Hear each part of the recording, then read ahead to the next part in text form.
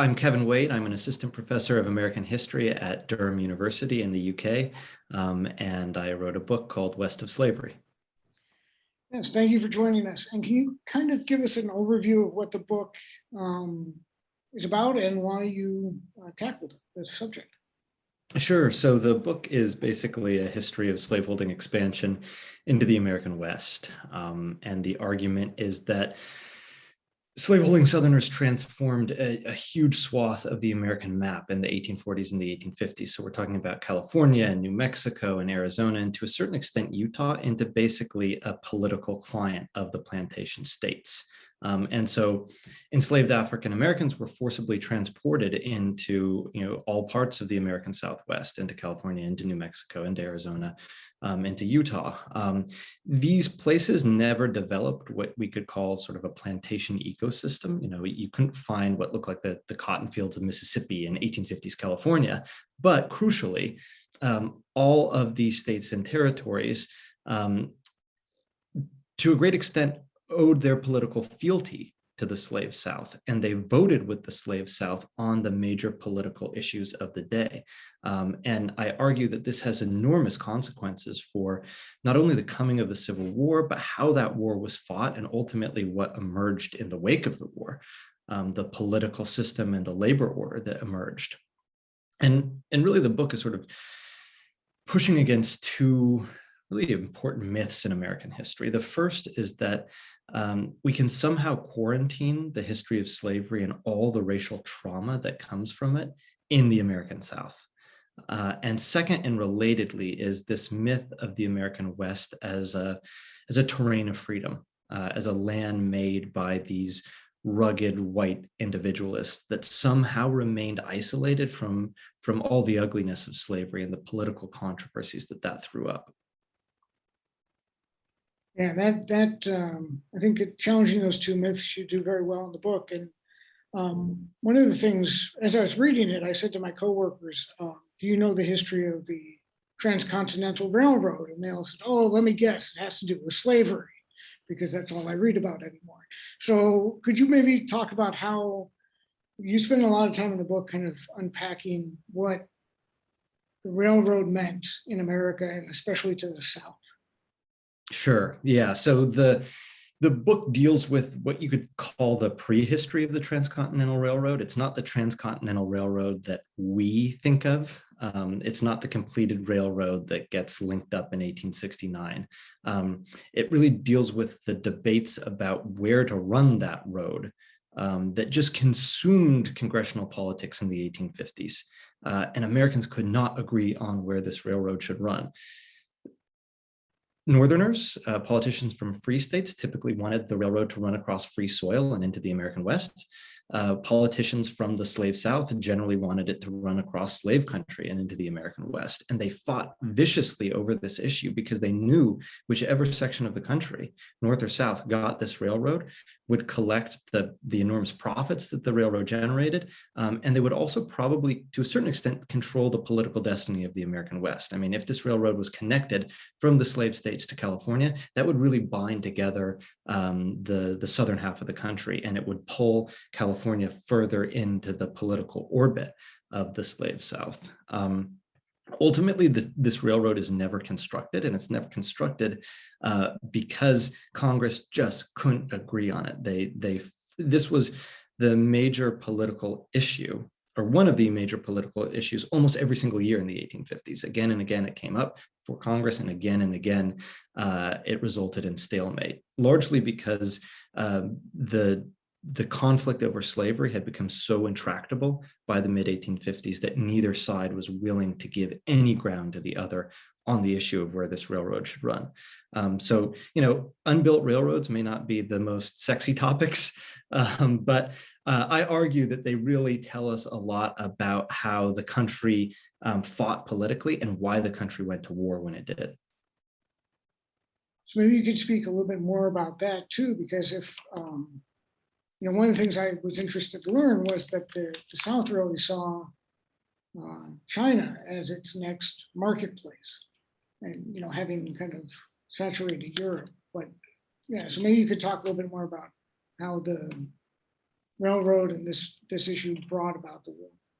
Sure, and this part of the book, the early chapter, is about the railroad, and as John says, about the Southern interest in China. It was really, my interest in the subject was really born out of a great book called The Southern Dream of a Caribbean Empire by Robert May. And his book that I think was published in 1970 really touched off a number of important studies about slaveholding expansion and slaveholding expansion into the Atlantic basin. But I'm arguing in this book that Southerners thought almost as seriously about what their empire would look like across the Pacific world as well. And they were particularly interested in China because, Asia at this point in the early 1850s had about 600 million consumers. Slaveholding Southerners thought that it held 600 million consumers of Southern slave-grown cotton.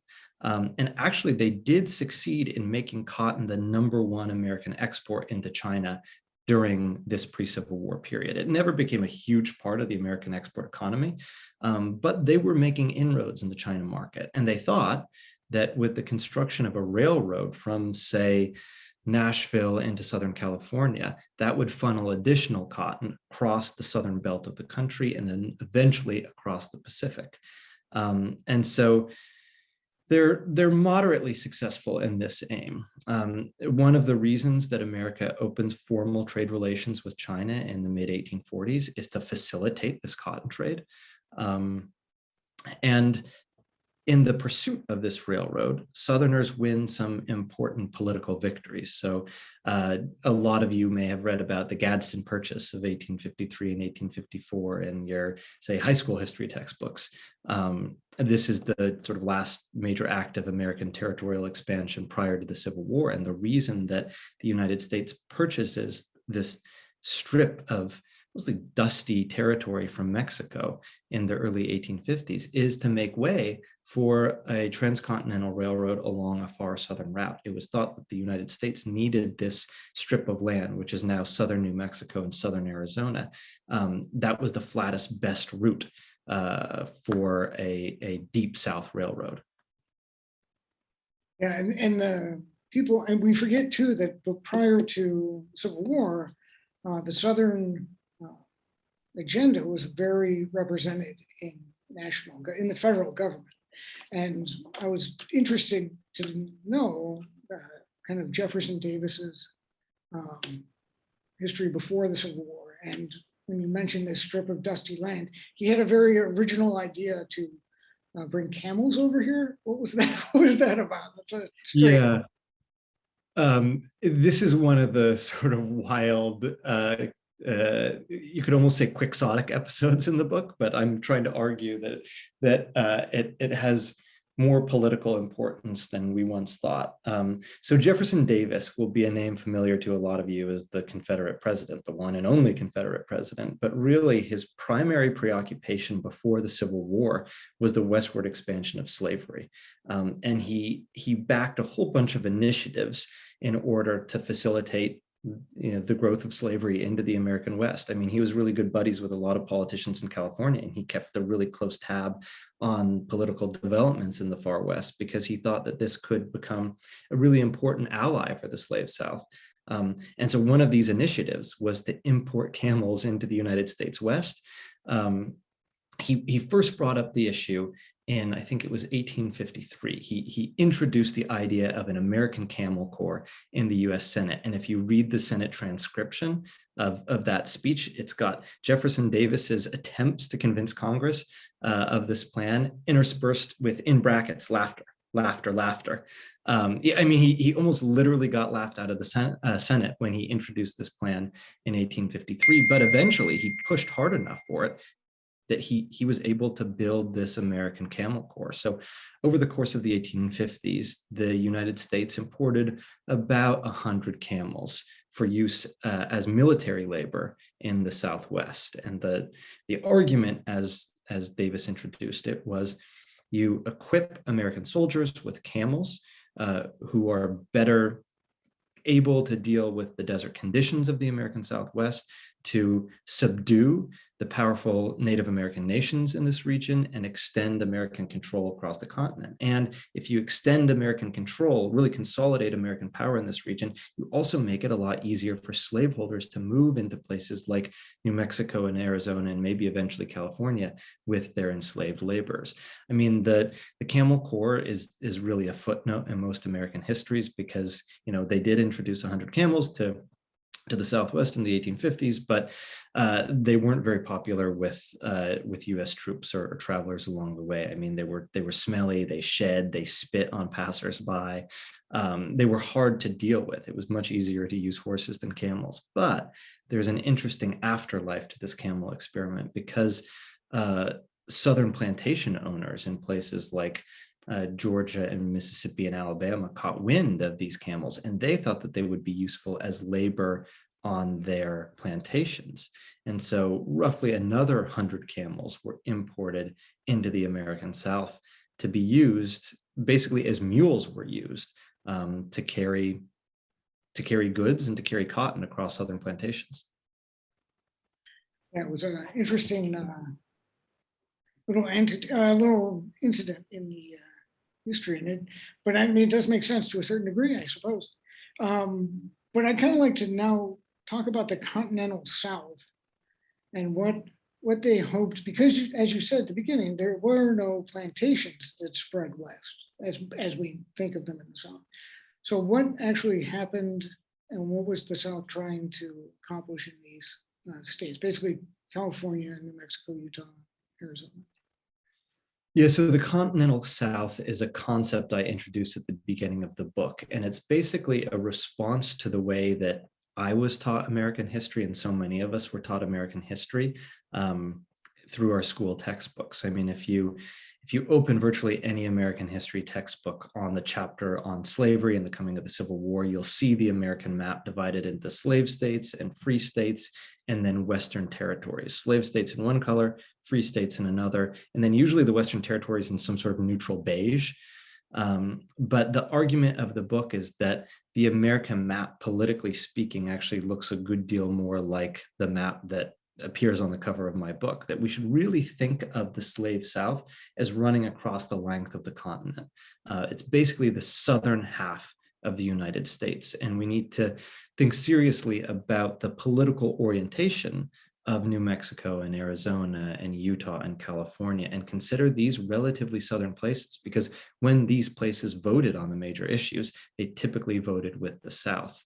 And I think it's helpful to scramble our sense of American political geography during this period, because it gives us a bigger, broader understanding of the coming of the Civil War and who was involved. I mean, it's way too easy just to assume that the Civil War is this conflict between the free states of the Northeast and the slave states of the Southeast, but it was a continental political and ultimately military dilemma. And so by encouraging readers to think about the really continental dimensions of the slave South, I'm hoping to challenge them to see the entire Civil War in a new light.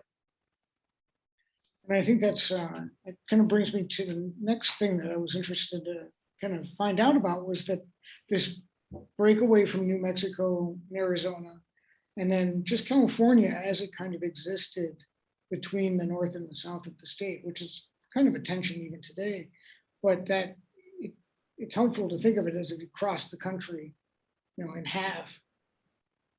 Just what was happening politically in those territories at the time, right? Sure. And I'll start with California. Maybe I'm starting with California because I'm Californian myself. And that was in a lot of ways the origin of my interest in this project. But, you know, as a lot of you will know, California came into the Union as a free state formally in 1850 as part of the Compromise of 1850. And Southern slaveholders thought this was a catastrophic moment for them. They thought this pretty much spelled the end of the westward expansion of slavery. But pretty soon they found out that even though it was difficult but not impossible to import enslaved Black laborers into California, it was certainly possible to peel off the votes of California and the rest of the West. So actually what you get across the 1850s is California voting with the slave South, like I said, on so many major political issues because the major power brokers within the state, and in particular, one man named William Gwynn, who was a Mississippi planter come California senator. Gwynn continued to own and operate a massive plantation in Mississippi with about 200 enslaved Black laborers at the same time that he represented California in the Senate. And Gwynn used the patronage system really effectively to build this almost unbreakable political machine in California that owed its allegiance to him and owed its allegiance to slaveholders. So that in the mid-1850s, advocates of free labor were wondering, well, what's gone wrong in this state? We thought this state was a free state. And there's a letter from a Boston abolitionist who moves to San Francisco in the mid-1850s, writing home to his wife, trying to wrestle with this question. And he says, what's the deal with these slaveholders running the show? He said, well, maybe it's because all of us enterprising Yankees went into business, and that left slaveholders with nothing else to do except go into politics and law. To a certain extent, he's not wrong.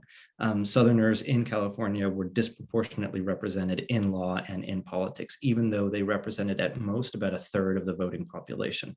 They were able to maintain this sort of stranglehold on politics in the state in that final decade until the Civil War.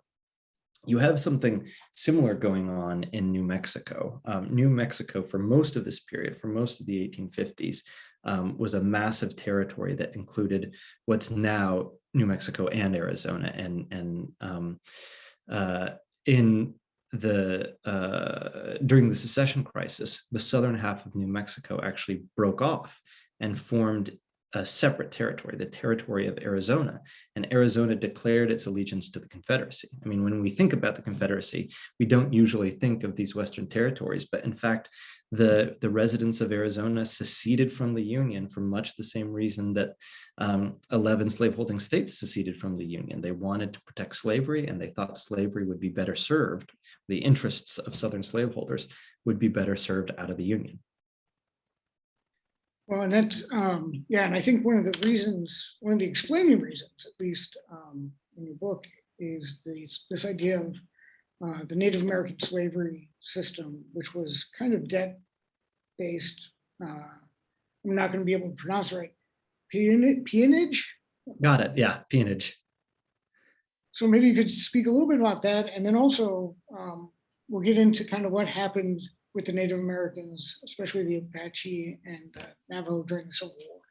Sure, great. Yeah, I'm glad you asked, John, because even if African-American chattel slavery didn't really take root in the American Southwest, one of the reasons it didn't is because people who wanted to own the labor of others had cheaper alternatives.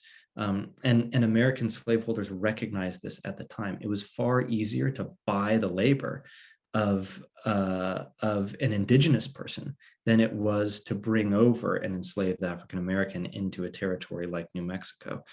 So there were a number of ways to coerce Native Americans and to force them into usually lifelong labor relations without pay.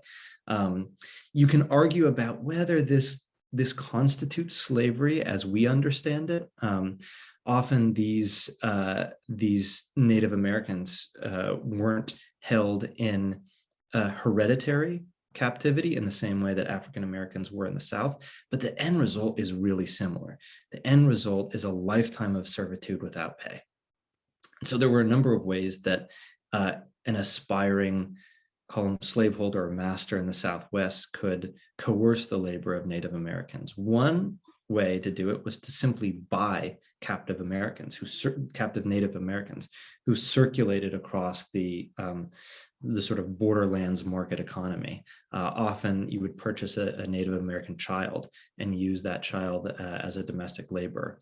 There were also laws on the books in California and Utah that made it perfectly legal to adopt a Native American child as your ward, and then force that child into domestic servitude in your household until they reached usually the age of 18. often the child would die before that. So effectively, this is lifelong slavery for them as well. And then, as you said, there's the institution of debt peonage, which is a really important part of the New Mexican economy in the pre-Civil War era. And how that worked basically was you trap peasants in cycles of lifelong debt. And in a lot of cases, that debt could in fact pass to one's offspring, making forced servitude hereditary, much like it was in the American South. So all you needed to do is find an indebted peasant, bind that peasant to your land, and then that peasant would owe you labor to work off the debt, which they could never really work off because you never paid them enough for the rest of their lives. And so the numbers on this are difficult to track down because people weren't, for obvious reasons, keeping really close records of all the Native Americans that they were enslaving. But tens of thousands of Native Americans were caught up in various forms of servitude before the Civil War. Yeah, and as you said, that's part of the reason why chattel slavery didn't quite make it. I mean, aside from the terrain being not conducive, but the California definitely was.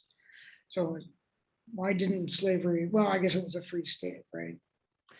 Yeah, and I mean, California for a while licenses slavery, and a lot of people do make good money off of the backs of enslaved African Americans, primarily in gold country. So at the outset of the gold rush, a number of Southerners brought African American slaves into California to help them mine for gold, or I should say to force them to mine for gold. Estimates vary, but historians, and Stacy Smith in particular is really excellent on this topic. Her book, Freedom's Frontier, she estimates that about 500 to 1,500 enslaved African Americans were smuggled into California, most of them around 1849 to the early 1850s.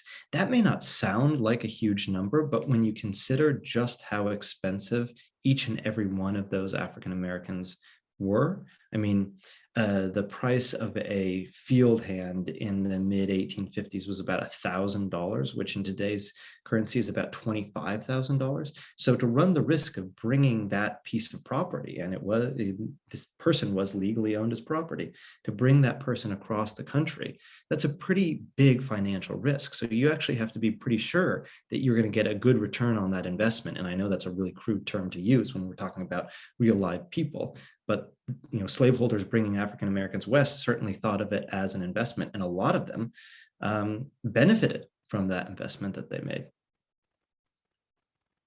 Let's talk about the Civil War now and these territories, especially what happened to them and what, during the war, and then we'll talk about it after. So the Continental South exists during the Civil War as well. And so to me, it's no coincidence that the very first Confederate invasion of the war wasn't into any of the free states of the North. It was into the far Southwest.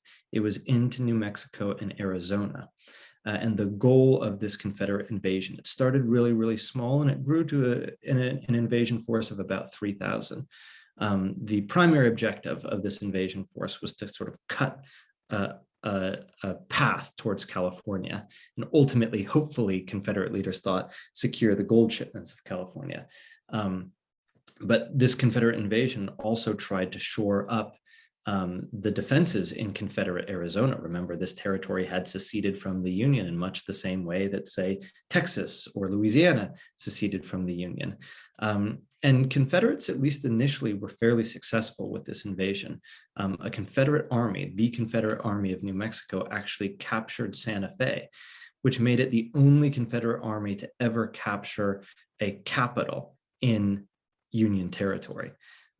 Ultimately, this Confederate invasion force was beat back by a far superior Union force, and they had to cut a really sort of hasty and madcap retreat back to Texas.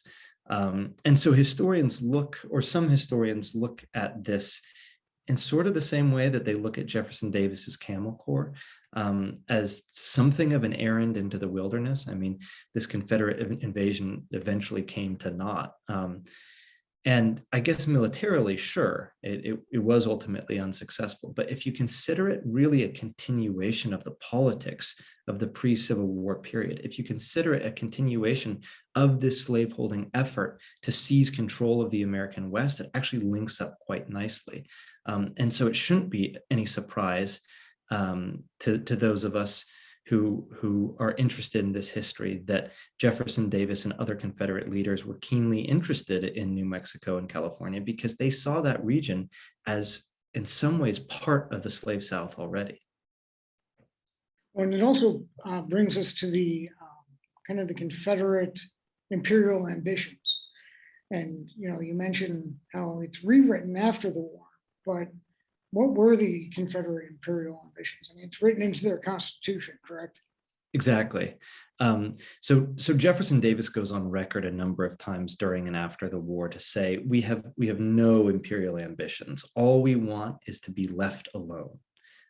Just let us go in peace. And Robert E. Lee repeats this line after the war too. And so they repeat it enough that it's sort of entrenched in Confederate lore that no, this was really a defensive action, and that the slave states of the South just wanted to go in peace.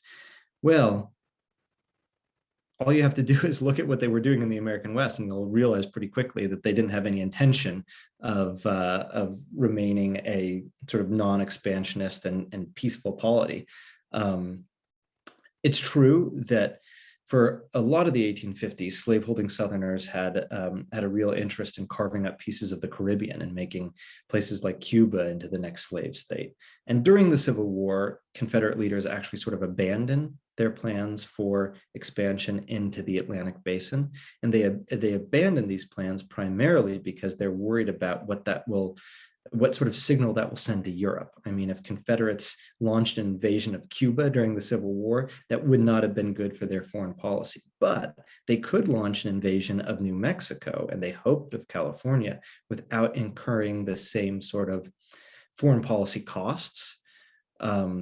And so, like you say, John, the right to expand was written explicitly into the Confederate Constitution. There's a clause in the Constitution that reads that the Confederacy can incorporate additional territories, and those additional territories must legalize the institution of slavery. So it doesn't get a whole lot clearer than that. The Confederates were out for an empire. They just didn't succeed in building one. Right, and they, ultimately lost the war too. But and I think now we can talk a little bit about the monuments that were created in California, especially after the war and post-war years. But let's talk about that, because it seems like the lost cause narrative really has dominated our understanding of the post-war and what led up to it. Why do you think that is, and why is it successful? Yeah, so the lost cause makes its way into the American West in really the early 20th century. And that's the really long tail to my book. So the book ends in basically modern day California, looking at the Confederate statues that were built across the 20th century.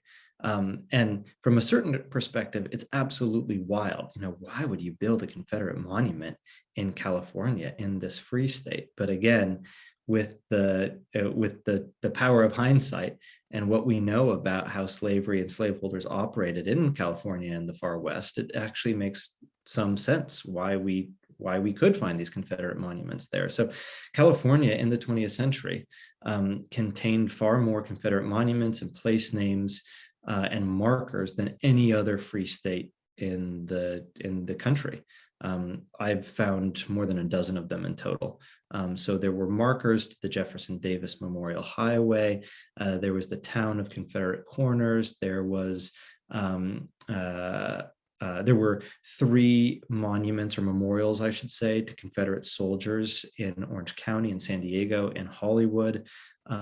There is this really scenic series of foothills at the base of the Sierra Nevadas, known as the Alabama Hills, named for the CSS Alabama, the feared Confederate warship. There were trees, redwood trees named for Robert E. Lee, a mountain named for Jefferson Davis, and 2 schools named for Robert E. Lee.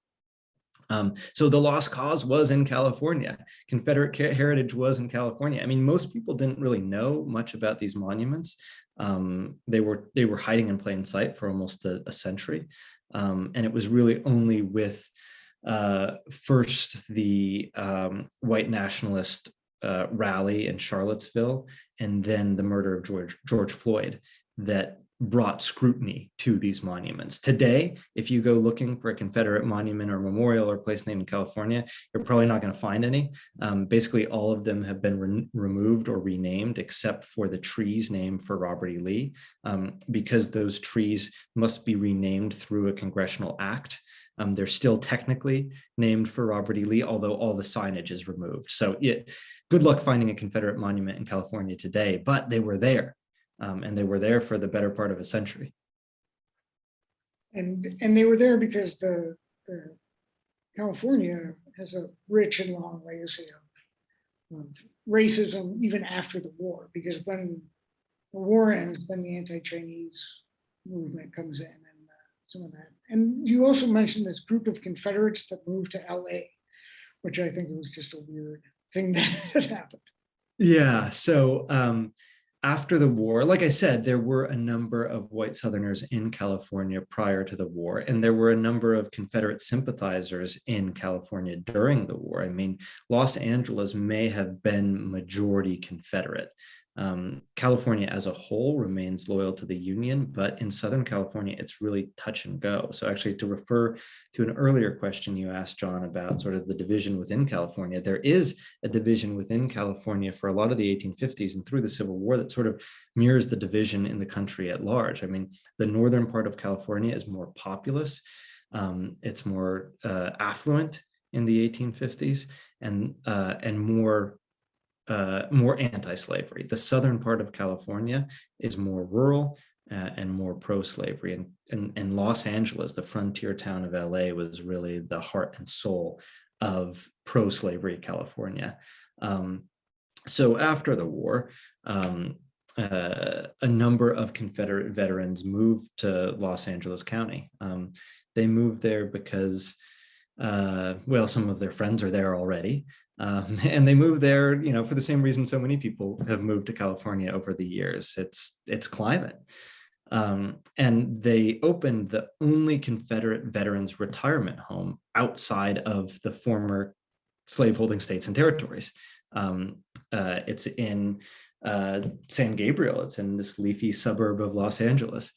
And you know, dozens of Confederate veterans passed through this rest home in the late 1920s and early 1930s, and most of them are buried in Hollywood Cemetery, what's now Hollywood Forever Cemetery, and they're buried in a special Confederate plot in Hollywood Cemetery, and their friends erect a memorial to commemorate their service to the Confederacy, right in the middle of Hollywood, right in the middle of Los Angeles. I came across this memorial over the course of my research, and not much had been written on it. It was just this weird curiosity, but you know, there are a ton of memorials in Hollywood Forever Cemetery. So this one didn't get any attention, but then I wrote an op-ed for the Los Angeles Times in, what was that, 2016. And I think about a couple of days after the op-ed appeared, the white supremacist riot and rally in Charlottesville broke out. That generated real interest in Confederate monuments across the country. And actually, this one in Hollywood was removed. But it was built in 1925 or erected in 1925, which makes it the earliest, to my knowledge, the earliest Confederate monument anywhere on the Pacific coast. That's amazing. And of course, the plot is still there, just the memorial was gone. Exactly.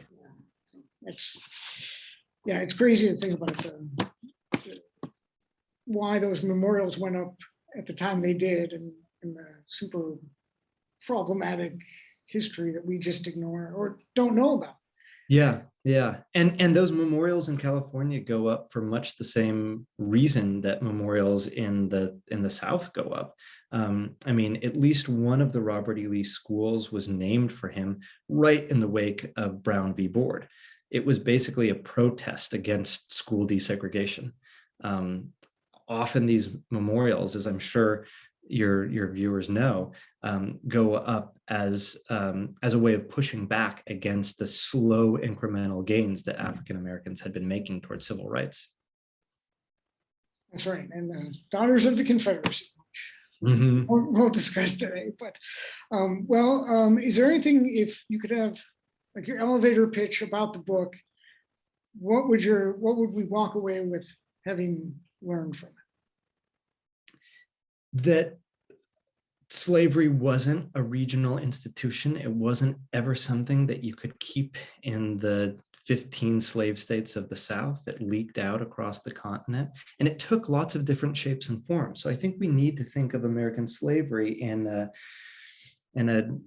more kaleidoscopic way. It wasn't, of course, it was primarily African Americans, 4 million of them, who were forced into slavery by the eve of the Civil War. But that also includes tens of thousands of Native Americans trapped in all sorts of states of bondage. American slavery really was a transcontinental institution, and it was a multi-ethnic institution.